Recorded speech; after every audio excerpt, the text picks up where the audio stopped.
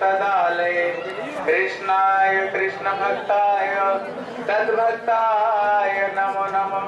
बोलो हरे कृष्ण कृष्ण कृष्ण हरे हरे, हरे राम राम राम हरे हरे। আমরা श्रील गुरुदेवेर कृपाते श्रीधाम ब्रजमंडल परिक्रमा करते करते এখন যে স্থানে পৌঁছেছি এই স্থানের নাম হলো গোকুল। গো অর্থ হলো গাভী, গো অর্থ হলো গোপী, গো অর্থ হলো গো। কুল মানে যেখানে গো মানে গোদের যেখানে কুল, যেখানে নন্দ বাবার ছিল নবলক্ষ ধেনু ছিল, বলে যেখানে সেখানকার গরুদের কুল বা গোপীদের সমূহ বা গোপদের যেখানে সমূহ তাকে বলে গোকুল বলে। প্রথমে শ্রী নন্দ বাবা তিনি থাকতে নন্দ গ্রামেতে, ওখানে একটি ধনুকাসুর ছিল, বৌমাসুর ছিল। তাদের উৎপাত হলে পরে তারা নন্দ গ্রাম ছেড়ে দিয়ে তারা এইখানে চলে আসে। এখানে নন্দ বাবার যে পিতা ছিলেন ওনার নাম ছিল পর্জন্য। পর্জন্যের 5টি ছেলে ছিল। সব থেকে বড় ছেলের নাম ছিল উপানন্দ, সুনন্দ, নন্দ, অভিনন্দ আর নন্দ। তাদের ছিল 5টি ছেলে। নিয়ম হলো সব থেকে বড় ছেলেকে রাজ্যাভিষেক করতে হয়। যখন সেই পর্জন্য মহারাজ চিন্তা করছেন আমি বড় ছেলেকে রাজ্যাভিষেক করে আমি ভজন করার জন্য যাব, বানপ্রস্থ নেব। যখন তিনি পর্জন্য মহারাজকে তিনি রাজ্যাভিষেক করতে যান, পর্জন্য মহারাজ তিনি বলে বাবা রাজা হওয়ার যে গুণ সে গুণ আমার মধ্যে নেই, এই গুণটা নন্দের মধ্যে আছে। আপনি আমাকে রাজ্যাভিষেক না করে শ্রী নন্দকে রাজ্যাভিষেক করুন।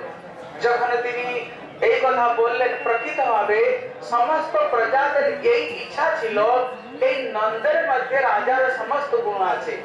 যখন উপানন্দ তিনি স্বয়ং বললেন এখানে সবাই প্রসন্ন হয়ে গেল, আর সমস্ত দেবতারাও প্রসন্ন হয়ে তারাও পুষ্পের তারা বৃষ্টি করলো। বলে শ্রী নন্দ বাবা কি। এখন নন্দ বাবা তিনি রাজা হলে উপানন্দ তিনি তাকে সাহায্য করতেন। এখানে 4টি ছেলেদের সন্তান আছে, কিন্তু নন্দ বাবার কোন সন্তান নেই। নন্দ বাবা তিনি সন্তানের জন্য বহু চেষ্টা করলেন, যজ্ঞ করলেন, দান পুণ্য সবকিছু করেছেন, কিন্তু কিছুতেই আর সন্তান হয় না। হঠাৎ কিছু সাধুরা কিছু বৈষ্ণবদের তাদের আশীর্বাদ হলো।